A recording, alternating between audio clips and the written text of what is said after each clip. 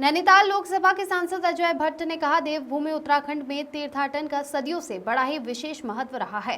पौराणिक काल से यहाँ के पावन स्थल परम पूजनीय है। साथ ही उन्होंने कहा कि उत्तराखंड तीर्थाटन की दृष्टि से काफी महत्वपूर्ण है। इसी भूमि पर जहाँ बद्रीनाथ, केदारनाथ, गंगोत्री, यमुनोत्री जैसे प्रसिद्ध तीर्थ स्थल है, वहीं दूनागिरी, पूर्णागिरी, भद्रकाली, अवंतिका मंदिर, महाअवतार बाबा की गुफा, सीतावनी जैसे पावन तीर्थ स्थल स्थान स्थान पर मौजूद है। श्री भट्ट ने कहा कि उत्तराखंड में तीर्थाटन के विकास के लिए सरकार पूर्णतया प्रतिबद्ध व प्रयत्नशील है। यही कारण है कि आज देश व दुनिया में उत्तराखंड के पावन तीर्थ स्थलों के प्रति भक्तों का रुझान काफी बड़ा है। साथ ही उन्होंने ये भी कहा कि गुमनाम तीर्थ स्थलों को प्रकाश में लाने के लिए सरकार निरंतर प्रयत्नशील व प्रतिबद्ध है। मानसखंड मंदिर माला से यहाँ तीर्थाटन बेहतर विकास की ओर अग्रसर है।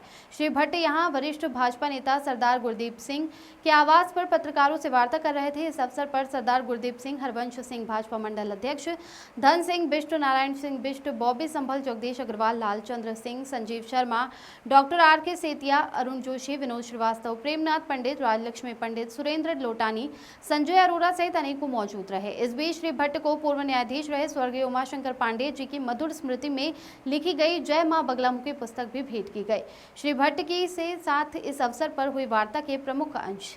रमाकांत पंत की रिपोर्ट। आज हमारे साथ हैं भट्ट जी, आपका बहुत बहुत स्वागत है और आपसे जानना चाहेंगे क्योंकि आपका तीर्थ स्थलों और पहाड़ के, खास तौर से पहाड़ के जो गुमनाम तीर्थ स्थल हैं और जो हमारे उपेक्षित तीर्थ स्थल हैं, उन तीर्थ स्थलों की आपकी बड़ी अगाध और गहरी श्रद्धा है, लेकिन कुछ ऐसे तीर्थ स्थल हैं जो अभी तक प्रकाशित नहीं हो पाए हैं। और जैसे मैं आपको उदाहरण दूँ, जनपद बागेश्वर में चंडिका की गुफा है, उत्तर भारत का रामेश्वर है और इसके अलावा अनेक ऐसे तीर्थ पौराणिक स्थल हैं जो हाईलाइट नहीं हो पाए, जिनमें गंगावली की गुफा है, शैलेश्वर की गुफा है, लंकेश्वर की गुफा है, कोटेश्वर की गुफा है और हरेश्वर जैसा तीर्थ स्थल हमारे उत्तराखंड क्षेत्र में है। तो उन तीर्थ स्थलों को प्रकाश में लाने के लिए सरकार और आप द्वारा क्या प्रयास किए जा रहे हैं और क्या प्रयास किए जाएंगे, इस संबंध में थोड़ा सा प्रकाश डालने की कृपा करें।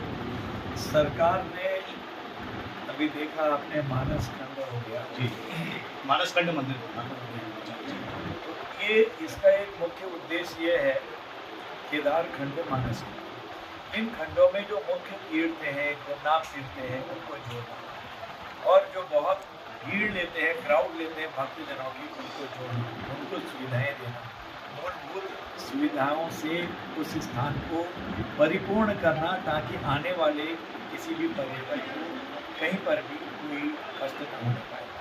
तो जैसे गुमनाम है, सीतांश कहते हैं कि सीता माता जी, सबको पता है जी। अब आप बजरंगबली जहाँ से लाए उसमें भी किंवदंती है, एक गढ़वाल में, एक द्वाराट से ऊपर और एक वहाँ का जी, महाअवतार बाबा की गुफा, autobiography of the Yogi ji, और हिंदी में है योगी कथामृत जी, वो अल्मोड़ा जिले के द्वाराट से ऊपर पांडवली में है जी। भीड़ लगी रहती है वहाँ, सुबह से शाम तक विदेशी लोग, विभिन्न देशों के लोग, भारत के विद्वान, सब लोग वहाँ पर आते हैं, ध्यान लगाते हैं। इसी टाइम से हमारे यहाँ पर लाक्षागृह है, वो चक्रौता में है, विकासखंड चक्रौता। तो लाक्षागृह में यहाँ पर बनाया गया, योजना थी कि पांडवों को जला दिया जाएगा। वहाँ पर आप शिवलिंग में जब जल डालते हैं, आपकी तस्वीर आती है, आप अपने चेहरे को देख सकते हैं। तो हमारी कुछ ऐसी चीज़ें हैं और भी हैं कई जगहों पर, तो जिन चीज़ों को ठीक तरीके से अभी तक हमको उपयोग में आने की बात तो दूर रही, मानते हैं लोग उनको, लेकिन जिस तरह से हाईलाइट होना था नहीं हुआ। मैं आपको बधाई देता हूँ कि आप ऐसी चीज़ों को जो हिस्टोरिकल हैं, ऐतिहासिक हैं, सचमुच थी, अब वो धीरे धीरे उनका महत्व कम लोग जाने लगे हैं, तो वो आप हाईलाइट कर रहे हैं, मैं इसलिए भी बधाई देना चाहता हूँ। अभी जैसे लोहाघाट, चंपावत आपने बताया, अभी लोहाघाट के पास आपका रिखेश्वर है, बाणासुर का किला है, कई जगह पर क्रांतेश्वर मंदिर जो भगवान विष्णु का पूर्व अवतार का प्रतीक है, वो भी चंपावत में है, लेकिन वो तो ऐसे ही हाईलाइट होना चाहिए था। ऐसे ही हमारे वहाँ पर कई चीज़ें हैं जी। अब सतोपंथ है जी, आपको पता ही है, कम लोग जा पाते हैं, तो ऑक्सीजन की कमी है, कई चीज़ें हैं। सतोपंथ कहते हैं कि ऋषि मुनि आज भी तपस्या में वहाँ पर इतनी बड़ी अभी हमारे कई लोग तो सरस्वती माता का उद्गम स्थल देखने ही नहीं गए हैं। माणा गांव से आगे और कहते हैं कि पांडव जब गए आगे को वहीं से स्वर्गासी थी, स्वर्गारोहणी वाला उसमें कैसे पार करें, पुल तो था नहीं कोई टेक्निकल।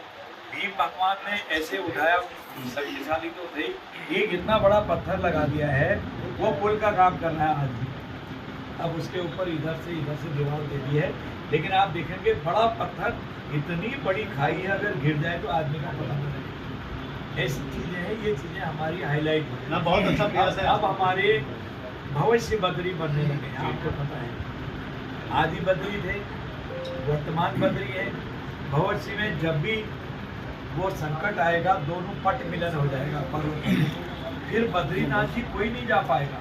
तो भविष्य बद्री में एक मंदिर बना दिया है कमेटी ने, और वहाँ पर जल कुंड प्रकट हो गया है गर्म जल का।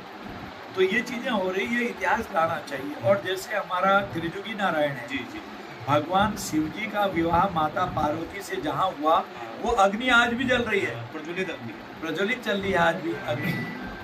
अब वहाँ पर कुछ और अच्छा कर दिया सरकार ने, हमारी एडिशनल चीजें। देश और दुनिया के लोग अपने बच्चों के विवाह कराने वहाँ आते हैं। वहाँ के ही गांव के लोग, हमारे भाई बंधु, मेरी बहनें, मंगलाचरण जिसे हमारे यहाँ सगुन आखर कहते हैं, अलग अलग जगह अलग अलग भाई है।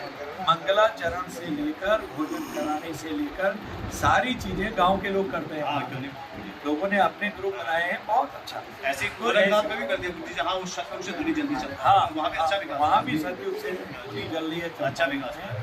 तो ये सब चीज़ों को हमको हाईलाइट करना चाहिए, क्योंकि ये पता नहीं है। अभी आपका भटकोट है, कहते हैं कि सिद्ध पुरुष आज भी वहाँ तपस्या करते हैं। पांडवकोली है, पांडव जहाँ रहे हैं अज्ञातवास में, आप देखेंगे बजरी धरती का इतना बड़ा मैदान है। मैं तो गया हूँ, चलेंगे तो आवाज आती है धम धम धम आपके चलने से।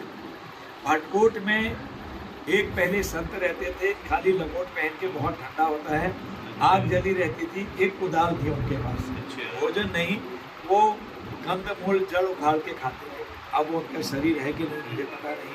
हम भटकोट गए, भटक जाता आदमी, कौसानी से भी आ सकते हैं और पांडवकोली से भी जा सकते हैं, गुनागिरी से। इन सब चीज़ों को हाईलाइट होता है। सुखा देवी है, कई है, तड़ाक ताल है हमारे वहाँ, बहुत। अभी खेती हो रही है, बारिश की सीजन आएंगे तो वो ताल हो जाएगा, जा नहीं सकते, नाव ले जानी पड़ेगी।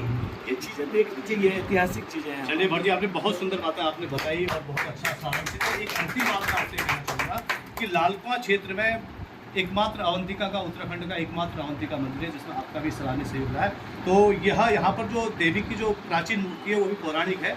तो इस मंदिर को विकसित करने के लिए आप अपने स्तर से आपने प्रयास किया, आगे और क्या प्रयास किया? क्योंकि मैं चाहता हूँ कि यह स्थल भी यहाँ की इष्ट देवी है, माता के तत्काल फल है जी। सब लोगों को आपको पता भी है कि अवंतिका माता जो शुद्ध मन से जो प्रार्थना करता है उसको फल मिलता है। मैं खुद वहाँ पर पहले गया हूँ, एक बार हाँ, और जाता हूँ, मैं माँ को नहीं, आपके संस्थान का भी प्रणाम करता हूँ। जो भी हो सकेगा, जो केदार खंड मानस खंड के मंदिर हैं, अगर ये जुड़ जाए तो बहुत अच्छा है। मैं इसमें मुख्यमंत्री जी को लिखूंगा, सरकार बहुत सुंदर, बहुत सुंदर, बहुत अच्छा रहेगा अगर जुड़ सकता है, क्योंकि इसकी मान्यता बहुत है। ऐसे ही तो मेरा कहने का मतलब है कि जो मान्यता प्राप्त स्थान है वो आगे आने चाहिए। हमारे यहाँ पर गर्जिया माता है, चारों तरफ पानी है, बीच में टापू में माँ विराजमान है। बरसात में आप जा ही नहीं सकते पुल से भी, क्योंकि इतना कोसी नदी भर जाती है। उसके आगे अमेल देवी है, अमेल देवी है, आपने देखा है। अब आप हमारे यहाँ पर पुण्यागिरी माता है, बहुत मान्यता है। और बेहतर क्या कर सकते हैं उसके लिए, वो तो जुड़ भी गई है। हाँ, वो तो इसलिए ये सब चीज़ों को हम लोग आप प्रयास कीजिएगा। भद्रकाली तीर्थ अभी मानसखंड मंदिर माला में नहीं आया, उसके लिए हम लोग भी प्रयास करें और आप भी और हमें मार्गदर्शन भी देते हैं। अरे आपका आशीर्वाद हमें चाहिए और क्या, इससे बड़ा मार्गदर्शन आपने अपना अमूल्य समय हमें प्रदान किया। इसलिए समस्त क्षेत्रवासियों की ओर से, लालकुआं प्रेस क्लब की ओर से आपका हार्दिक स्वागत। एक बार जोरदार तालियां बजाइए।